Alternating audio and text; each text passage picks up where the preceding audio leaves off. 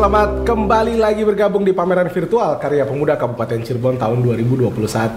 Apa kabar pemuda-pemudi Kabupaten Cirebon yang membanggakan, yang berkreasi. Nah, kita setelah membahas beberapa peserta dengan karya-karyanya, dengan kreasi-kreasinya ya, yang juga menjadi kebanggaan bagi kita semua terutama di Kabupaten Cirebon. Nah, cuma ada yang sebenarnya menjadi pertanyaan bagi kita nih, pemuda-pemudi yang pengen berkreasi. Ketika kita sudah melakukan usaha, sudah menghasilkan kreativitas, menghasilkan sebuah karya, kita juga kan pengen ya punya karya yang akhirnya bisa sampai nih ke belahan dunia manapun yang kita pengen. Mau ke US mungkin, atau mau ke China, atau mau ya kemanapun. Karena kita pengen karya kita dihargai ya dan digunakan oleh orang lain dan menghasilkan manfaat pastinya. Nah, kalau pengen tahu gimana caranya supaya barang-barang yang teman-teman sudah produksi, sudah dibuat sedemikian rupa dengan kualitas, kita sudah punya pakarnya nih teman-teman. Pasti kan jadi pertanyaan ya, gimana sih caranya ngirim barang ke luar negeri? Atau pengen menjual barang, atau yang biasa kita sebut ekspor. Nah, kita udah punya pakarnya, kita akan ngobrol-ngobrol dengan Pak Titan. Selamat siang Pak Titan, Assalamualaikum. Waalaikumsalam warahmatullahi wabarakatuh. Selamat siang Mas Bayu. Selamat siang Pak Titan. Ini nampaknya lebih sumringah daripada saya nih. Wah, karena punya ilmu yang nggak sabar untuk dibagikan nih teman-teman. Insya Allah kita sama-sama berbagi saja ya Mas Amin, Bayu. insya Allah. Karena saya juga jujur nih Pak Titan, saya tuh penasaran banget. Ketika nanti saya pengen menjual barang saya yang sudah saya hasilkan gitu kan, saya pengen tahu gimana sih Pak Titan sebenarnya caranya supaya barang-barang hasil karya kita bisa sampai tidak hanya di Indonesia gitu, tapi bisa terjual sampai ke luar negeri. Nah, saya pengen tahu nih tips dan triknya dari Pak Titan, boleh ya? Boleh dong. Boleh. Wah, ini seru nih. Ya. Mangga Pak Titan.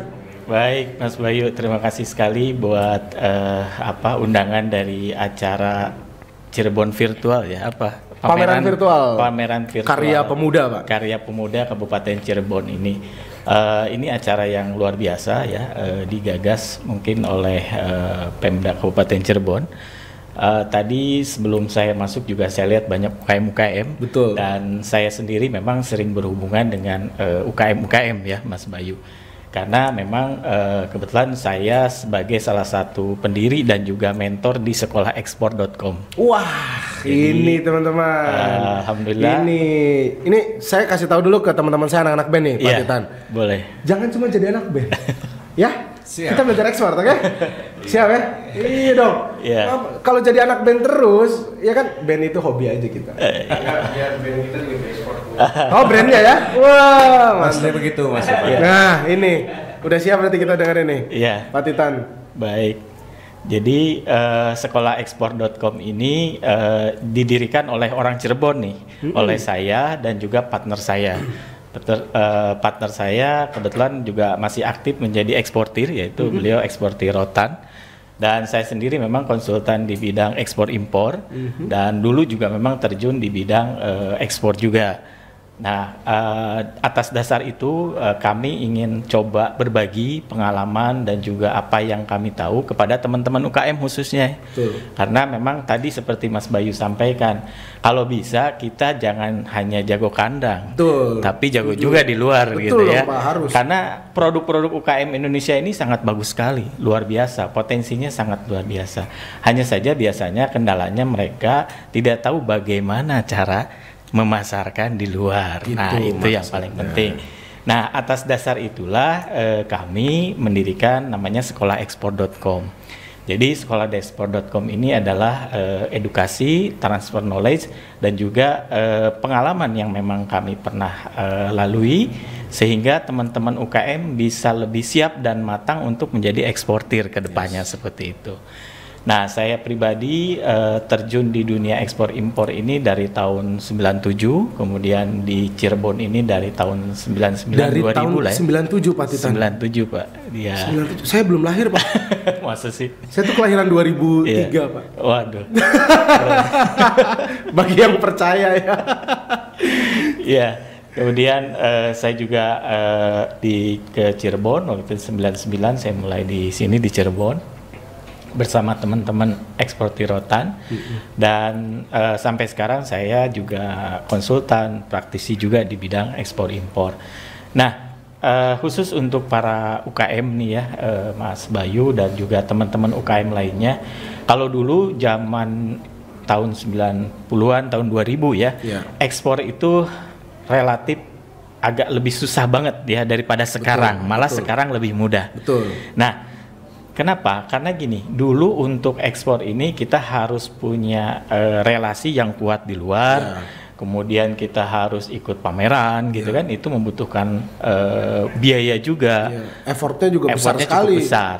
Namun sekarang perkembangan zaman sekarang ya, dunia digitalisasi dan juga globalisasi ini sangat memudahkan untuk kita bisa ekspor gitu ya, khususnya untuk teman-teman UKM. Jadi ekspor itu sebetulnya simple, pengertiannya itu adalah kita bisa menjual produk Indonesia ke luar negeri, itu sudah disebut dengan ekspor. Walaupun tadi katakanlah kayak ada produk UKM ya di sini, misalnya kita jual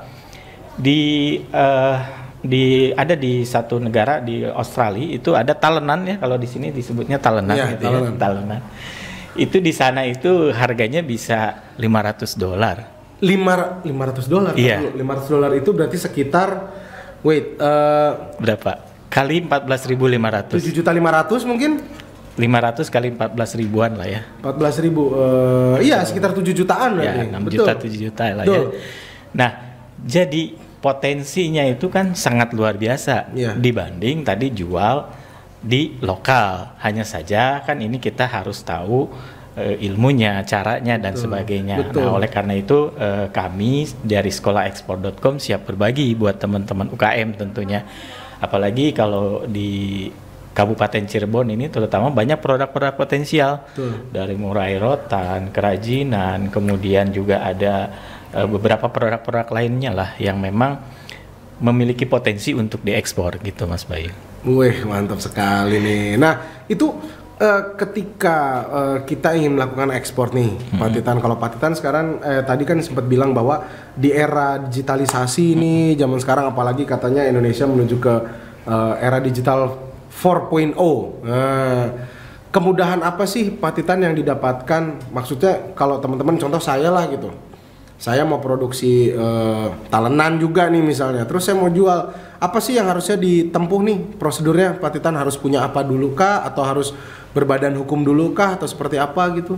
Ya, baik. Jadi buat teman-teman UKM ya terutama, yang paling penting langkah awal itu kita harus menemukan pembeli atau buyer lah kalau dalam istilah ekspor. Nah, di mana pembelinya itu bukan pembeli lokal, bisa dari luar negeri. Contoh misalnya negara tetangga tadi Malaysia, ada tadi Australia, Amerika dan lain sebagainya. Yang paling penting langkah pertama adalah menemukan calon pembeli atau pembeli produk kita. Nah, kalau dulu seperti saya sampaikan bahwa dulu itu kita untuk mencari pembeli atau calon pembeli itu kita harus pameran, harus punya kenalan, relasi di luar negeri. Sekarang dengan era digitalisasi kita bisa pasang produk kita di berbagai marketplace internasional. Nah, itu salah satu cara bagaimana UKM bisa ekspor tentunya. Karena saya ini berdasarkan pengalaman, kebetulan saya juga ada beberapa membina UKM ya Mas Bayu. Ada ibu-ibu, emak-emak lah gitu ya, dia bikin sambal saja. Dia aktif di FB, tapi dia pertemanannya dia filter, yaitu teman-teman TKI atau TKW yang ada di luar. Sehingga dia jual sambal itu ke Hong Kong sama ke Taiwan. Melalui teman-temannya itu. FB saja. Jadi selain marketplace, sosial media kita gunakan sebaik mungkin gitu. Karena tadi itu bisa menjadi potensi untuk kita bisa ekspor. Gitu Mas Bayu. Tapi nih Pak, kalau itu kan berarti cara untuk dalam skala kecil. Betul. Nah, kalau untuk dalam skala yang cukup besarnya Pak, misalnya kita punya hasil kerajinan yang kita pengen nih penjualannya tuh cukup besar gitu. Pak Titan punya masukan-masukan nggak sih gitu untuk hal itu? Ya, Baik, jadi gini, buat para UKM ya, tentunya di sini kita bisa ekspor itu ada dua, kita punya produk sendiri atau kita memasarkan produk orang lain. Nah, bagaimana tadi pengen kita supaya besar gitu ya, tentunya melalui beberapa tahapan. Biasanya kalau ketika misalnya kita punya produk bagus, kemudian si buyer itu tertarik, biasanya membeli dulu sampel kita gitu ya. Nah, setelah kita sampel kita kirim, kita buyer itu terima dan juga dia tertarik, biasanya kalau memang produk kita bagus atau produk kita berkualitas, harga bersaing dan lain sebagainya, mereka akan order dalam jumlah banyak gitu.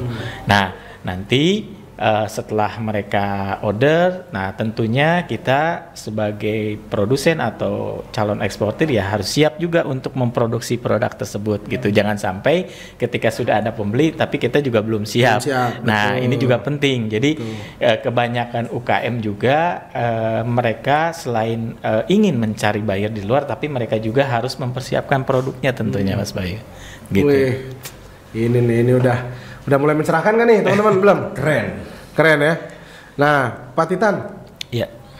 Cuma kalau tadi versi simpelnya adalah melalui marketplace, melalui teman-teman Facebook gitu kan.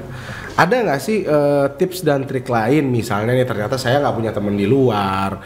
Nah, marketplace juga kadang kan kita nggak tahu ya marketplace ini apakah butuh dokumen-dokumen tertentu nggak sih gitu, Pak Titan? Ya. Baik, jadi yang tadi saya sampaikan itu adalah beberapa cara, namun ada juga beberapa cara lainnya ya. Di kita itu mungkin sekarang Mas Bayu ya, internet itu bukan barang yang mewah atau bagus lah ya. Kalau dulu zaman saya tahun 90-an internet itu barang mewah. Saya hanya baru bisa menggunakan email gitu ya dulu. Nah, sekarang ini bisa searching apapun di dunia maya. Betul. Nah, salah satunya adalah nanti bagaimana kita bisa juga mencari data calon pembeli melalui dunia maya. Misalnya tadi Mas Bayu tidak memiliki katakanlah teman di luar, tidak tahu cara marketplace. Nah, ada cara lain yaitu kita bisa juga mencari data KBRI atas perdagangan atau ITPC yang ada di luar, yaitu perwakilan Indonesia yang ada di luar. Mereka sangat kooperatif sekali karena memang ini juga salah satu target dari pemerintah kita. Ekspor kita harus terus naik ya. Saat ini masih di urutan kelima di wilayah Asia Tenggara. Jadi mudah-mudahan dengan adanya target dari pemerintah, ekspor kita semakin naik gitu. Wah, ini nih yang mantap nih. Nah, kalau ngobrol-ngobrol tentang ekspor nih, Pak. Ya. Banyak orang yang juga belum paham nih. Mungkin teman-teman pemuda di Kabupaten Cirebon juga belum paham nih mengenai tentang prosedur ekspor itu seperti apa sih, Pak? Ya. Nah, prosedur. Saya yakin lah Pak Titan nih udah hatam yang begini-begini nih. Iya kan? Udah syukuran berapa kali hataman ekspor, Pak? Boleh cerita nih Pak Titan tentang prosedur ekspor? Ya, baik. Jadi tadi langkah pertama setelah kita menemukan calon pembeli, calon buyer gitu ya, di mana mereka tertarik dan juga mereka ingin membeli produk kita, yaitu yang keduanya adalah dilakukan transaksi atau tadi deal bisnis antara kita sebagai supplier atau eksportir dan juga buyer di sana sebagai pembeli. Nah, transaksi ini ada beberapa cara. Pertama bisa melalui LC, yaitu melalui bank atau melalui transfer. Jadi si buyer langsung transfer ke rekening kita. Tapi kalau LC melalui bank gitu ya. Nah, setelah terjadi transaksi, tentunya tadi si UKM atau eksportir kan mempersiapkan barangnya, Mas Bayu. Nah, setelah barangnya itu siap sesuai dengan perjanjian kontrak atau PO atau kerjasama tadi, maka barang tersebut harus dikirim. Nah, kemana tujuan sesuai dengan dari buyer tersebut. Ya, jadi nanti setelah tadi kita tahu transaksi, kemudian kirim barangnya ke sesuai negara tujuan si buyer tersebut.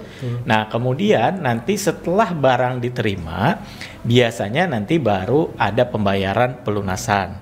Nah, kalau melalui LC, pelunasannya nanti melalui bank. Jadi bank yang membayarkan. Jadi si buyer itu membuka sejumlah jaminan di bank sana, kemudian nanti akan ditransfer ke bank di sini, baru dicairkan ke kita dengan dokumen ekspor yang telah kita lengkapi. Nah, dokumen ekspornya apa saja? Yaitu invoice, ada packing list, ada BL itu adalah dokumen pengapalan bahwa barang kita sudah selesai dikapalkan. Atau dokumen tambahan seperti misalnya COO, Certificate of Origin, itu dikeluarkan oleh Dinas Perindustrian dan Perdagangan. Nah, kemudian juga misalnya harus ada sertifikat infumigasi dan lain sebagainya, tergantung nanti dari permintaan.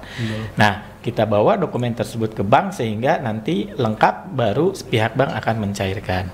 Nah, kemudian bagaimana kalau transfer? Nah, setelah kita tadi kirim, nanti kita ada dokumen pengapalan, kita info nih ke buyer, barang sudah dikirim. Nah, biasanya kalau transfer itu ada DP 30%, sisanya 70% baru dilunasin setelah barang dikirim. Dikirim. Oh, dikirim. Berarti nggak nunggu barang sampai ya? Nggak nunggu barang sampai, asal dokumennya sudah diperlihatkan. Iya, dokumen pengiriman ya. Betul. Bahwa barang itu betul sudah dikirim. Gitu, Mas Bayu. Oh, berarti tidak perlu menunggu sampai udah di tujuan? Tidak perlu. Ya, jadi itu mungkin gambaran bahwa prosedur ekspor sebetulnya tidak sulit ya, asal kita tahu gampang kok. Wah, gila benar. Ini nih masukan yang sangat berharga nih teman-teman. Apalagi teman-teman pengen coba untuk mengekspor barang-barang yang sekarang sudah dihasilkan.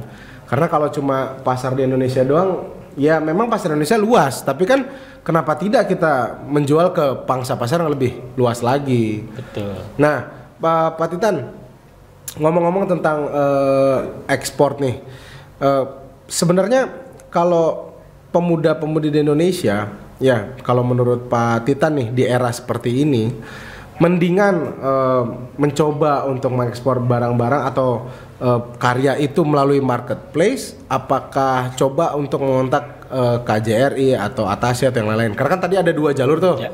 Satu yang ibarat jalur pribadi, satu jalur pemerintah lah kasarnya gitu. Nah, untuk mencoba memulai yang kira-kira lebih mudah tuh yang mana Pak? Karena marketplace internasional pun kadang ada yang nggak ngerti bahasanya, kadang juga ada yang contoh kemarin saya sempat buka ada marketplace di China, itu ada yang wah ribet lah karena bahasa cacing ya. Bahasa cacing ya kan? Bahasa ceker ayam gitu kan susah kan? Yeah. Nah, mau ditranslate ke bahasa kita pun atau di bahasa Inggris pun kadang artinya suka berbeda. Karena kan penggunaan kalimat mereka kan susunannya kan beda-beda gitu. Nah, menurut Pak Titan nih lebih mudah yang mana nih pilihan buat pemuda nih? Ya, baik. Pertama alasan kita kenapa harus ekspor. Satu, kita tadi saya banyak sekali bertemu dengan UKM. Kalau di lokal ini persaingannya lah ya, persaingannya mungkin ketat, saling jatuh harga dan lain sebagainya. Sementara tadi salah satu contoh yang saya sampaikan, talenan itu di luar itu laku $500. Belum lagi ada ayakan, kemudian ada tas yang kayak keranjang ke pasar itu harganya $100-200. Sementara di sini berapa gitu. Betul. Nah, salah satu alasannya kita menjual ekspor adalah kita bisa mampu bersaing secara harga di luar. Keduanya kita juga menjadi pejuang devisa negara karena tentunya ketika barang kita diekspor negara kita mendapat devisa. Ketiganya jelas kita dapat income yang lebih ya Mas Bayu karena kita jual dolar lah ya gitu betul. Ya transaksi dolar sehingga mata uangnya lebih tinggi gitu. Nah kemudian tadi bagaimana sih tips untuk para pemula gitu ya untuk supaya ekspor yang lebih mudah. Yang pertama tadi yang seperti saya sempat sampaikan di awal, kita lebih mudah menggunakan satu bisa sosial media, kemudian keduanya marketplace. Ya, nah sosial medianya ini tentunya kita harus targetin ya, bukan teman-teman sekolah, bukan teman-teman keluarga dan lain sebagainya, tapi teman-teman tadi yang misalnya di luar atau ikut grup-grup bisnis atau grup-grup ekspor impor yang ada di sosial media tersebut. Kemudian yang kedua marketplace. Nah marketplace yang mana? Nah, tentunya marketplace itu banyak. Nah, hanya saja sekarang karena kita mungkin marketplace itu internasional, tentunya bisa bahasa Inggris. Nah, paling enggak minimal kita bisa buka Google Translate. Nah, kecuali tadi yang mungkin bahasa China dan lain sebagainya. Tapi umumnya untuk yang marketplace internasional itu bisa diterjemahkan dalam bahasa Inggris, Mas Bayu. Oh, berarti sudah diberikan pencerahan nih kalau teman-teman ya pengen memilih. Berarti ya start from the small thing dulu lah. Betul. Berarti nggak masalah Pak ya? Nggak masalah. Cobain dulu jual mungkin 1-2 barang, betul. Tawarkan siapa tahu dipesan lebih banyak gitu Pak ya? Betul, seperti itu. Jadi kalau untuk UKM khususnya ya kita coba dulu. Tadi seperti kayak misalnya sambal jual ke teman-teman kita di Indonesia yang tinggal di luar negeri. Karena mereka juga mungkin penyesuaian tuh agak susah, jadi tetap harus mencari sambal yang ada dari Indonesia gitu. Dan itu menjadi salah satu pasar juga gitu. Oh oke. Nah untuk ini sendiri nih Pak Titan, kan katanya kalau makanan itu kan suka ada syarat-syarat tertentu gitu, kayak tadi kan mungkin butuh sertifikat apa. Nah, karena saya pernah punya pengalaman Pak, memang pada waktu itu di suatu perusahaan besar ya, perusahaannya juga udah ekspor juga gitu. Nah itu membutuhkan beberapa dokumen, termasuk kayak ada dokumen yang ngecek bakteri segala macam. Nah, apakah kalau kita mengekspor dalam jumlah kecil itu membutuhkan dokumen yang sama nggak sih Pak? Ya, baik. Jadi gini Mas Bayu, memang namanya ekspor itu ada peraturan atau ketentuan dari kedua belah pihak atau kedua negara, karena namanya ekspor berarti mereka di sana itu impor. Di luar negeri berarti produk kita akan masuk nih.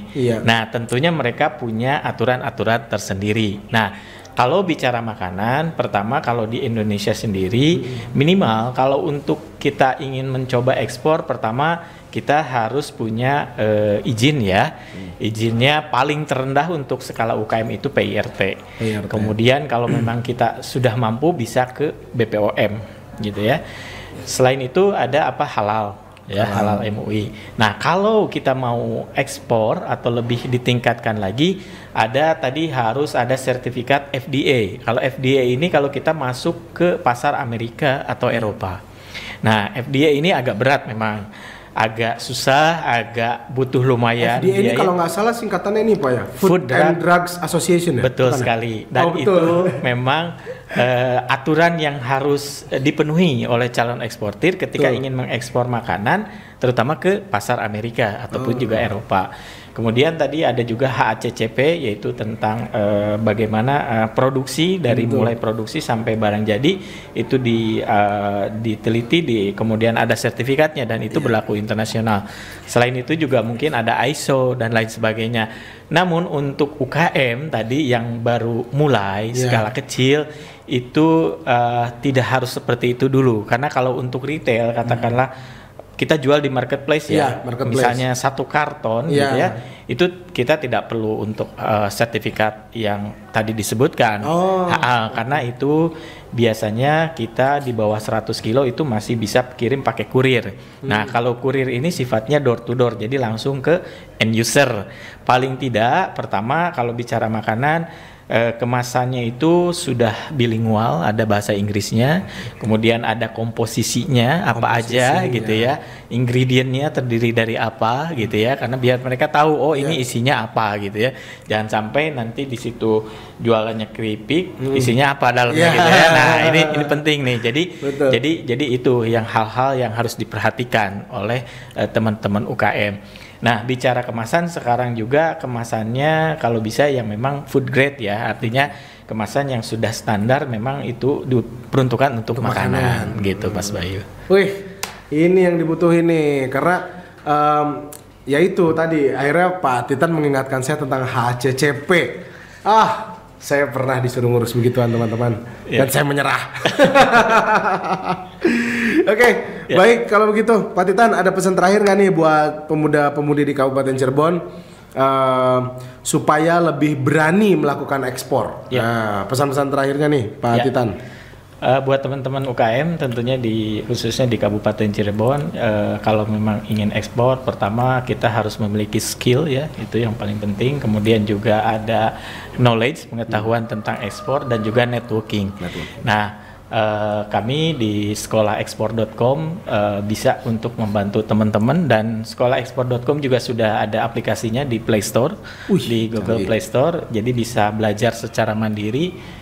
Saat ini baru 2 bulan launching, sudah 1000 lebih downloader, alhamdulillah.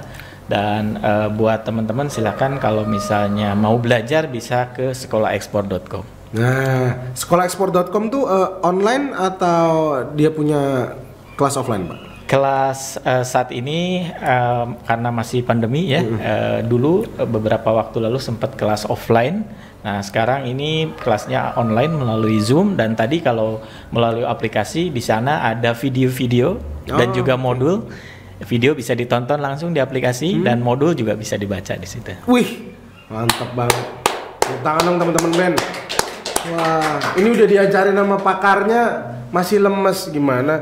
Udah dikasih cuan di depan mata masih mikir nih teman-teman nih. Baik kalau begitu Pak Titan, terima kasih sekali waktunya. Saya sangat senang sekali nih bisa ketemu sama Pak Titan, bisa ngobrol-ngobrol, dan saya jadi lebih terbuka lagi nih, ya kan? Tadinya udah sempat terkubur, aduh pengen ekspor gimana gitu kan? Tapi udah ketemu Pak Titan, insya Allah nih saya berani ekspor lagi nih. Apapun kita ekspor lah. Adik saya juga kalau suka ngebantah ekspor aja dia. Aduh. Oke, kalau gitu Pak Titan, sampai ketemu lagi di waktu yang lebih bermanfaat lagi, lebih produktif lagi. Semoga sehat selalu, dan Pak Titan juga semakin sukses dengan sekolahekspor.com-nya. Dan teman-teman jangan lupa kalau pengen tahu segala sesuatu tentang ekspor, bisa download di Play Store tuh, ada sekolahekspor.com. Kalau gitu kita bakal ngobrol lagi abis ini ya, tetap di pameran virtual karya pemuda Kabupaten Cirebon tahun 2021.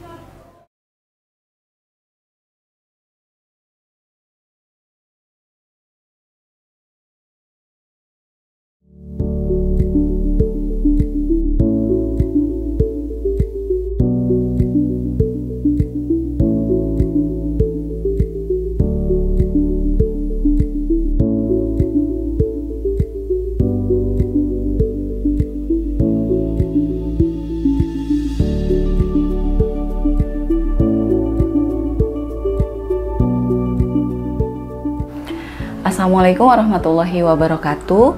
Saya Ratih Martikasari, owner dan Creative Director dari Kivi Craft yang beralamat di Perumahan Puri Sartika, Jalan Turi, nomor 8, Tuk Modal Sumber, Cirebon. Kivi Craft berdiri sejak tahun 2012 dan alhamdulillah hingga saat ini produk-produk yang dijual di Kivi Craft diantaranya bandana bayi, bros, mulai dari bros dagu, bros bahu, kemudian ada bando bayi atau bando anak. Ada juga yang saat ini mengikuti tren, yaitu masker, masker anak, masker karakter anak, masker nama, masker inisial. Ada juga masker yang dihias biasanya untuk acara-acara tertentu. Kemudian ada juga konektor beserta kalung maskernya yang saat ini sedang tren ya di zaman pandemi ini. Kemudian produk-produk kami juga memiliki keunggulan, diantaranya memiliki tagline handmade exclusive design. Untuk produk kami itu tidak mudah ditiru atau tidak pasaran.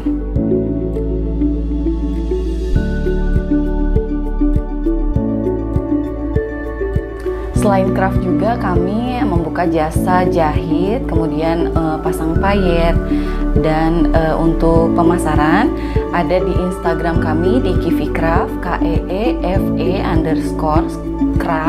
Kemudian kita juga jual di Shopee dengan alamat nama yang sama, dan di WhatsApp di nomor 085 222 722741.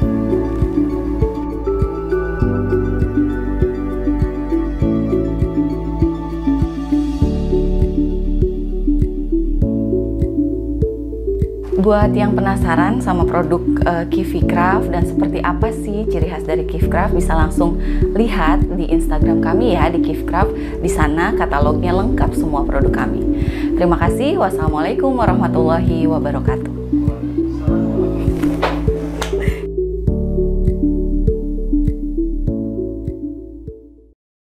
Balik lagi teman-teman di pameran virtual Karya Pemuda Kabupaten Cirebon tahun 2021 yang dipersembahkan oleh Bidang Pemuda Disbud Parpora Kabupaten Cirebon. Nah, sekarang kita udah masuk lagi nih di sesi berikutnya. Kita masih tetap ngobrol-ngobrol tentang karya yang sudah dihasilkan oleh pemuda-pemudi di Kabupaten Cirebon.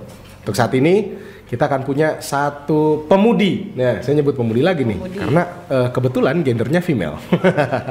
Nah, ini menghasilkan karya juga yang bentuknya adalah sebuah handcraft ya, atau kerajinan tangan yang ini juga sebenarnya diperuntukkan untuk wanita nih. Nah, karena dia menghasilkan dari wanita untuk wanita. Karena wanita tuh biasanya saling mengerti. Iya betul. Jadi apa yang dibutuhkan gitu kita ciptakan. Betul. Gitu. Wanita yang saling mengerti, lelaki yang selalu salah gitu Mbak ya. Ya itu udah takdir. Kalau gitu kita kenalan dulu sama handicrafter kita ya dari Kivi Craft. Ya, Kivi Craft. Selamat siang, assalamualaikum dengan Mbak siapa nih? Waalaikumsalam, saya dengan Ratih. Mbak Ratih. Sari ya. Oke, Mbak Ratih sehat ya? Alhamdulillah sehat. Alhamdulillah. Oke, Mbak Ratih, ini nih Kivi Craft. Kivi Craft. Punya barang yang lucu-lucu ya. Kalau buat perempuan nih pasti suka nih kalau ngeliat kayak ginian nih. Cewek-cewek banget ya. Cewek-cewek banget gitu. Ya. Anak-anak muda banget gitu. Nah, Mbak Ratih cerita dong Kivi Craft nih punya produknya apa saja nih ke teman-teman? Di Kivi Craft itu sebetulnya awalnya bermula dari hanya bros awalnya. Cuma karena makin kesini tren mode fashion kan makin beragam. Akhirnya saya pikir kenapa enggak kita juga coba untuk memenuhi keinginan pasar ya. Karena mungkin buat sebagian orang pandemi ini mungkin mematahkan atau penghasilan gitu ya. Tapi justru untuk saya ini peluang Mas gitu. Karena di satu sisi kita memang butuh yang namanya proteksi ya kayak masker. Nah kalau perempuan itu kan biasanya kalau hanya masker aja kan kayak kurang lengkap ya. Jadi pengen sekalian gaya ya. Ada yang cantik gitulah di dirinya.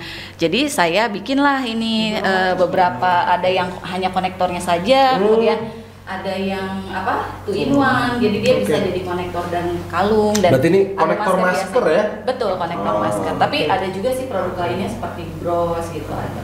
Gitu. Nah, selain produk-produk yang di sini, ini kan ada maskernya. Betul, masker hias. Konektor. Terus ini bros, apa? Bros. Yang di dalam sini? Yang ini hanya pajangan. Enggak, sebetulnya ini packaging kita. Iya, packaging untuk apa packaging. maksudnya? Jadi untuk apapun. Untuk apapun produk yang kita ini kita kasih kemasannya sudah berbentuk e-float. Jadi e-float itu kan e-float box itu kuat ya. Karena saya juga mementingkan packaging kan menarik ya, menarik pasar gitu kan. Jadi saya pakai produknya untuk produk saya pakai kemasan itu, e-float box gitu. Oke, keren juga nih. Walaupun modal ya, modal di awal gitu, tapi memang harus sih kalau buat saya gitu. Betul, karena kita sadari sendiri ya bahwa packaging itu kan kadang menentukan. Betul. Walaupun barangnya bagus, tapi kalau packagingnya kurang menarik gitu, orang juga akhirnya gini doang gitu kan. Betul. Karena orang ngelihat pertama kan dari luarnya dulu nih gitu. Betul, first impression ya. Betul, first impression. Nah, Mbak Ratih, pertama kali memulai Kivi Craft ini tahun berapa? Saya itu awalnya mulai dari saya masih kerja, Mas. Kebetulan saya dulu kerja di salah satu BUMN lah. Cuma saya punya hobi di craft. Awalnya hanya jadi sampingan. Cuma karena saat itu saya punya anak dan waktu itu harus ngasih asip perah. Ketika stok saya namanya di kerjaan kan tetap ada target tuh Mas, tetap ada target. Akhirnya mungkin berpengaruh juga terhadap saya, produksi ASI saya gitu. Sampai akhirnya saya pikir, di sini udah harus saya pilih nih antara anak atau pekerjaan. Terus saya pikir, apa saya jadiin usaha ini jadi pemasukan saya gitu ya. Sampai akhirnya saya pikir oke lah, saya resign dan akhirnya saya serius di bidang ini sejak 2011. 2011. Betul, 2011. Udah lama sih ya. Lama juga ya. Karena memang hobi sih, jadi saya seneng ya ngejalaninnya gitu. Iya. Karena biasanya hobi itu kan kesenangan. Betul. Apalagi kalau menghasilkan. Betul. Ini yang udah paling enak itu sih sebetulnya. Iya, betul. Nah, Mbak Ratih selama perjalanan nih menjalankan atau mempertahankan Kivi Craft nih. Berarti kan 2011, 9 tahun ya? Iya betul, 9 Nah, tahun. selama perjalanan ini ada nggak sih kendalanya Mbak Ratih untuk mempertahankan Kivi Craft supaya tetap eksis? Atau mungkin improve produk? Betul. Atau dan lain-lain gitu? Ada, saya tuh punya tagline sendiri Mas. Jadi Kivi Craft Handmade Exclusive Design. Jadi saya usahakan untuk desainnya itu tidak bisa ditiru orang lain. Kemudian desainnya eksklusif. Jadi ketika yang pakai produk saya tuh dia nggak yang ngerasa ya produk saya sama tuh sama yang sebelah pasaran lah intinya kayak gitu. Dengan cara kayak misalkan saya bikin ini aplikasinya ini saya bikin sendiri, ini juga bikin sendiri gitu, ini juga sendiri. Oh jadi sampai si manik-manik kecil ini bikin sendiri juga? Iya, yang bunga-bunga kecil ini saya buat sendiri. Jadi karena saya pengen kesan handmade-nya tuh dapat banget gitu. Sebetulnya di pasaran sekarang banyak Mas ya aplikasi yang tinggal dirakit gitu kan. Betul. Nah cuma jatuhnya semua orang bisa pakai, bisa rakit, hasilnya nanti sama gitu kan. Kalau saya ini dari bunga-bunga kayak gini saya bikin sendiri. Sampai ke bunga-bunganya sedetil itu ya? Iya betul. Betul. Mungkin karena inilah jadi harganya kita bisa harganya jadi bisa kita naikin gitu karena produk kita nggak sama yang lain gitu, jadi punya nilai jual sendiri gitu Mas. Punya value yang berbeda dibanding handicraft gitu. lain ya. Kalau untuk saya pribadi ya gitu, seperti itu. Oh ya, jangan cuma buat Mbak Ratih Iya maksudnya dong. kalau saya buat orang lain juga, value-nya lebih. Betul, karena di craft itu ada namanya ATM Mas, amati, tiru, modifikasi. Jadi untuk saya pribadi jangan sampai kita menjiplak karya orang lain gitu. Karena mungkin di karya itu mereka udah ngeluarin effortnya ya, mulai dari ide gitu ya, dari segalanya lah gitu. Sementara kita dengan enaknya menjiplak gitu. Jadi saya menekankan untuk diri saya sendiri supaya nggak ngejiplak karya orang lain dan gimana caranya supaya produk saya pun limited dan tidak bisa ditiru orang lain gitu. Oke, jadi punya originalitas lah gitu ceritanya. Nah, Mbak Ratih, Kivi Craft punya mimpi apa sih ke depannya? Kan ini udah 9 tahun. Iya. Mungkin dulu mimpinya segini atau segitu. Nah, di tahun 2021 ini, di tahun ke-9 ini punya mimpi apa? Dream board saya sih dalam 5 tahun ini ya sebenarnya motivasi saya masih seputar ingin punya mobil, ingin punya rumah gitu ya kalau dari ini. Tapi untuk produk saya sendiri saya ingin ya ekspor produk saya. Ya? Betul. Berarti cocok dong barusan sama bahasan kita betul, tuh. makanya ini banget ya gitu. Iya. Buat saya tuh penting banget gitu ilmu yang tadi disampaikan gitu. Wah ini nih berarti udah cocok. Nanti ngobrol sama Pak Titan ya, dari pakar sekolahekspor.com. Iya siap. Nah Mbak Ratih, selain craft-craft yang sudah ada nih. Iya. Nah Mbak Ratih masih punya ini lagi nggak sih? Keinginan untuk membuat craft yang lain nih dalam waktu dekat nih? Ada produk baru apa nggak yang udah direncanain? Kebetulan saya ingin fokus di craft.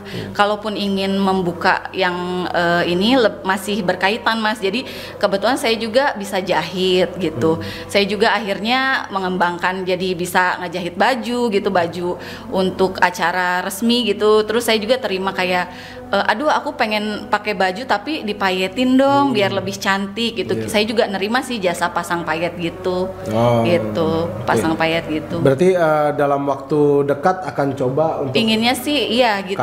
Iya, jadi kayak one stop shopping gitu jatuhnya, pengen punya galeri yang nanti tuh ada baju, ada aksesoris ya untuk perempuan karena fashion untuk perempuan itu nggak ada matinya Mas, terus-terusan gitu. Terus ada yang baru lagi, saya pengennya sih kayak gitu, memenuhi kebutuhan pasar ya. Oke. Gitu. Oke deh. Mbak Ratih, Mbak Ratih sebagai pelaku pengrajin nih yang sudah selama 9 tahun, punya pesan-pesan nggak sih buat pemuda-pemudi di Kabupaten Cirebon nih?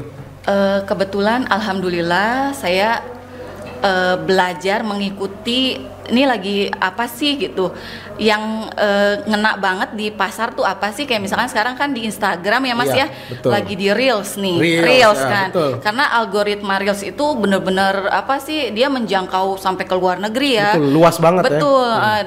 Pesan saya sih kita walaupun istilahnya sebagai ibu rumah tangga gitu, tetap harus banyak belajar juga. Kan sekarang medianya banyak ya Mas ya. Belajar Reels kayak misalkan Dari seminggu ini saya amati dari Reels ini follower saya ningkat Mas, alhamdulillah di Instagram. Kemudian yang closingan kan, akhirnya kan yang kita harapkan kan yang awalnya hanya lihat-lihat aja gitu ya. Kemudian akhirnya closing. Ya pesan saya sih itu sih mau belajar ngikutin tren yang sedang ada. Kayak misalkan Reels kan sekarang lagi bikin transisi tuh Mas ya. Gitu. Kita juga pokoknya ibu rumah tangga juga harus bisa lah gimana caranya belajar gitu kan. Namanya learning by doing ya Mas ya, maksudnya oh ini nih pokoknya gimana caranya kita juga harus bisa gitu. Apalagi kalau misalkan kita yang udah punya tim ya gitu kan, dibagi-bagi, sementara saya memang masih berdua nih di produksinya gitu. Gitu sih Mas, sama harus melek ini aja sih, melek zaman sekarang ya, gitu harus melek digital. Terus yang tadi disebutkan itu ada melek marketing trend. Betul, marketing trend itu penting banget. Karena alhamdulillah saya closing. Kalau dulu orang dagang misalnya sama-sama di Instagram sih, tapi yang satunya post feed, ada story. Sekarang udah mulai ke Reels. Betul, ke Reels, TikTok gitu kan. Pokoknya semua medsos selama di HP kita bisa, ya kita buka gitu. Betul harus dimaksimalkan lah gitu intinya. Bener. Karena sekarang di digital ini sudah dimudahkan lah semuanya. Betul. Oke, baik Mbak. Sebelum kita akhiri, kalau teman-teman pengen beli nih ya kan produk-produk yang Kivi Craft. Nah, ada Instagram atau WhatsApp mungkin yang bisa dikontak? Ada Instagram saya di Kivi Craft, KEEFE_craft, atau di nomor WhatsApp langsung boleh di 085 222 722 741. Nah, boleh diulang WhatsApp-nya satu kali lagi. Oke. Di 085 222 722 2741. Oke. Tuh, teman-teman, anak band awas jangan ada yang save. Saya sudah punya anak 2. Sudah ibu-ibu. Oh, udah. Tutup.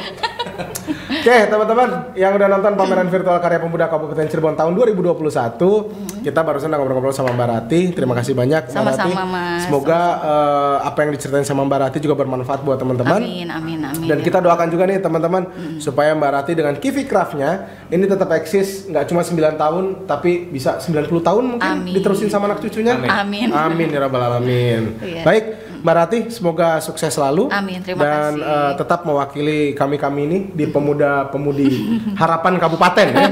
Bukan hanya harapan bangsa, tapi harapan Kabupaten Cirebon untuk bisa mengikuti jejaknya Mbak Rati sebagai pengrajin handicraft yang ada di Kabupaten Cirebon. Baik, teman-teman, itu dia obrolan kita di episode kali ini. Kita akan ngobrol lagi di episode berikutnya. Dan terima kasih udah selalu nonton di pameran virtual karya pemuda Kabupaten Cirebon tahun 2021. Dan jangan lupa ya, teman-teman harus tahu bahwa acara ini sudah melalui seleksi dan tahap dari semua protokol kesehatan, termasuk teman-teman yang ada di sini juga sudah mendapatkan minimal vaksin dosis pertama. Oke, saya Bayu Munggaran akan pamit dulu. Kita ketemu lagi di episode berikutnya. Wassalamualaikum warahmatullahi wabarakatuh. Dan tepuk tangan buat Hey Ho Band.